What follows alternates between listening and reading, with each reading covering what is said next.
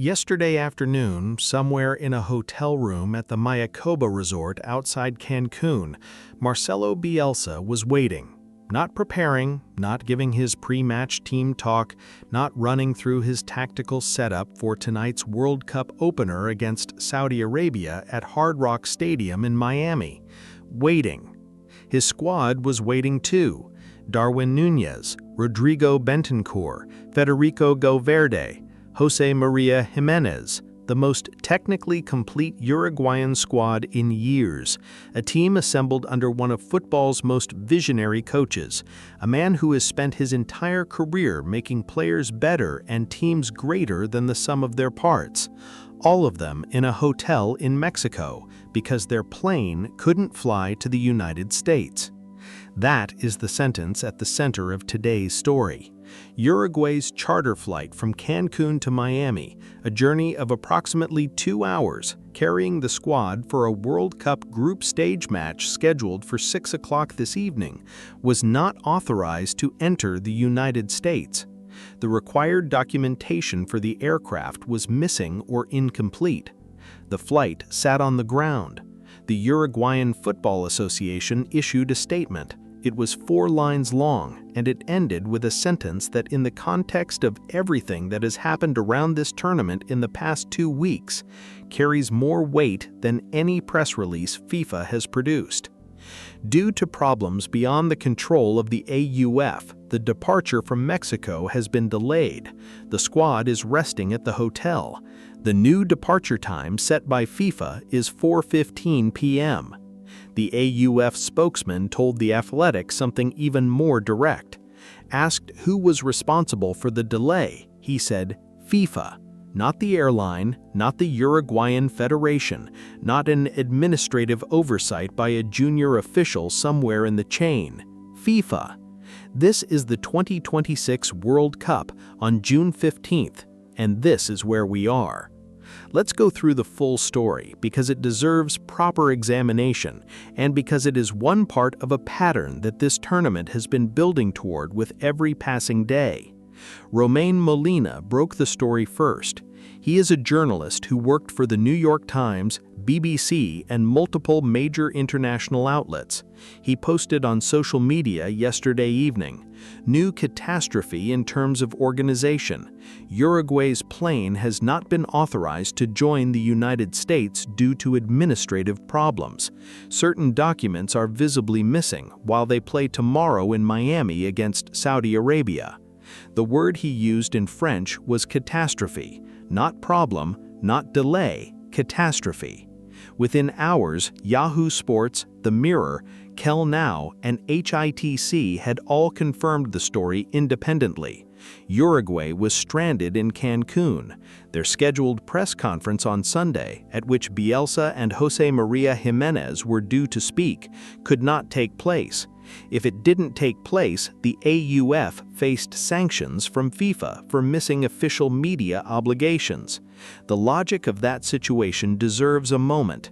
FIFA's logistics failed to get Uruguay's plane into the United States, and FIFA's regulations could then punish Uruguay for missing the press conference that FIFA's own logistical failure caused them to miss. The organization responsible for the problem also holds the power to penalize the victim of it. FIFA, for their part, said something.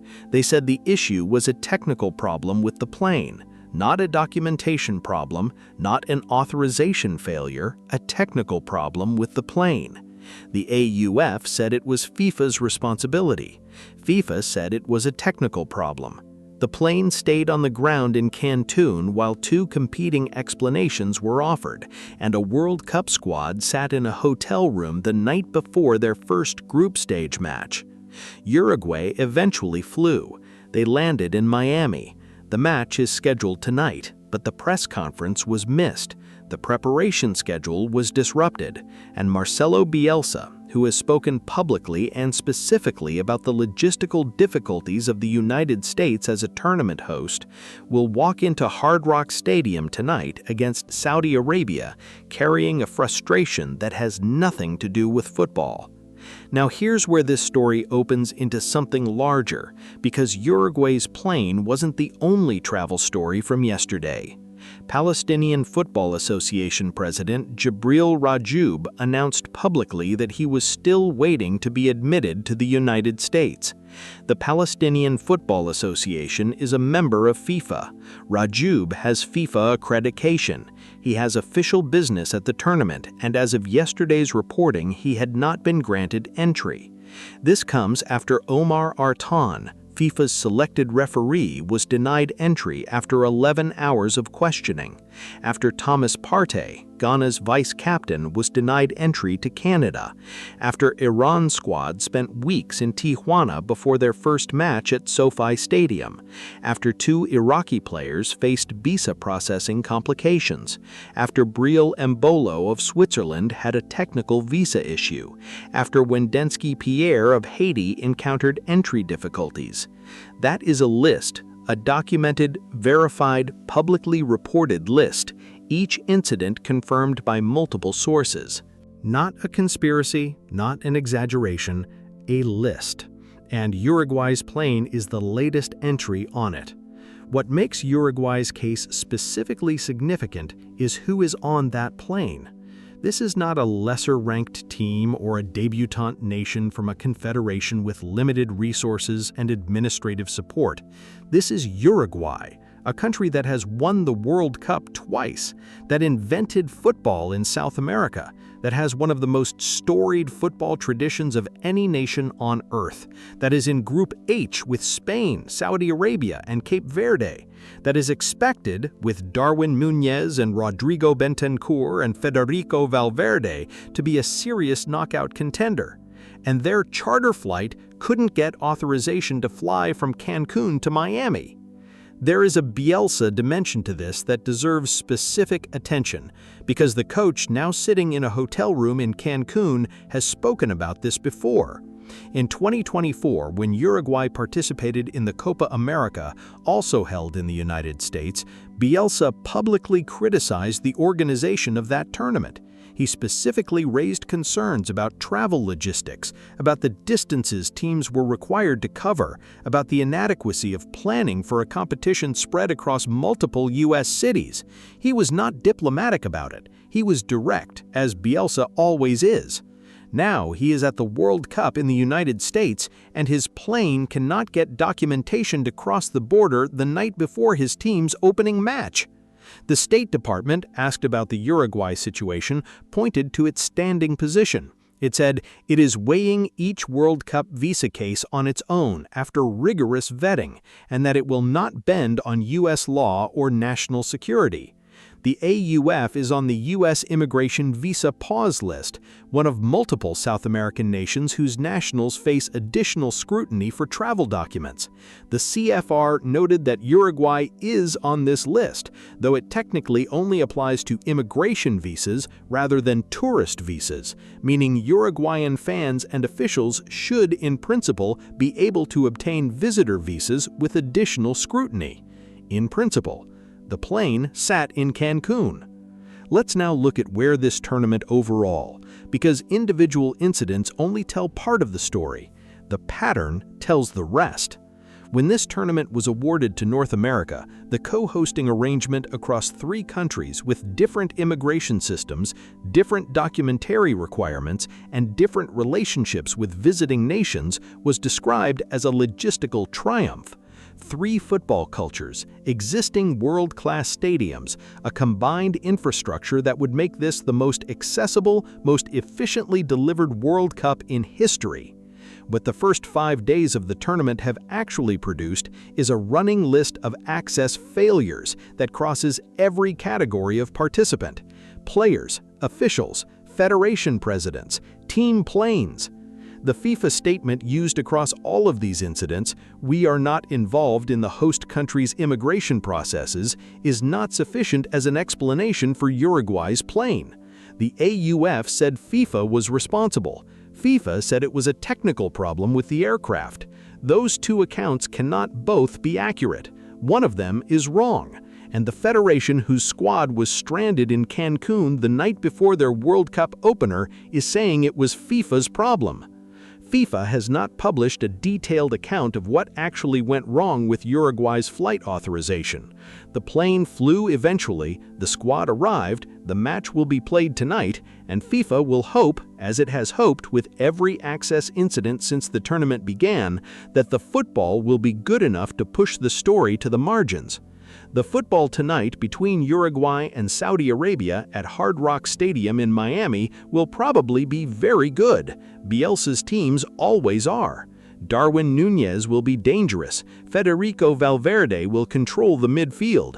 Saudi Arabia, under their new coach, have some interesting tactical structures that Bielsa will have studied carefully. The 90 minutes will be the 90 minutes. The football will be the football. But Bielsa spent Sunday in a hotel in Cancun. Jibril Rajoub was still waiting to be admitted to the country. Omar Artan's full tournament fee is being paid because FIFA gave him the money rather than fighting for his place in the tournament. Thomas Partey is eligible from Ghana's second match after Canada rejected his visa. The list is not getting shorter. It is getting longer every day at a tournament the organization running it spent years telling us would be the most inclusive in the sport's history. Fernando Palomo, ESPN's lead commentator, said this week they are squeezing the cows so hard they're going to leave it with no milk. He was talking about commercialization, but the metaphor extends. A tournament that cannot get its own national teams into the host country on time, that cannot protect the referee it selected from being turned away at an airport, that cannot guarantee the Palestinian Football Association president can attend the event he is officially accredited for. That is not just squeezing the cow, that is a different kind of problem entirely. It's a problem of organization, of coordination, of responsibility, of the willingness to say when FIFA's own logistics fail that FIFA is responsible, rather than reaching for the same 5-word statement it has used from the beginning. We are not involved. But they are involved. The AUF said so. Romain Molina reported it. Every qualified person who has been blocked, delayed, turned away, or stranded has been doing so within a tournament that FIFA built, manages, and collects $11 billion from. You cannot collect the money and be not involved in the consequences. Here's what I want to know from you. We're 6 days into the biggest World Cup in history. The football has been good. The controversies have been relentless. And tonight, Uruguay plays Saudi Arabia at the stadium that couldn't receive them yesterday. Does the Uruguay story, specifically the AUF blaming FIFA and FIFA offering a different explanation, change how you see the organization's accountability for what's happening around this tournament? And do you think Bielsa's Uruguay, after everything yesterday, can still win tonight? Leave it in the comments, both questions. I want to know what you think.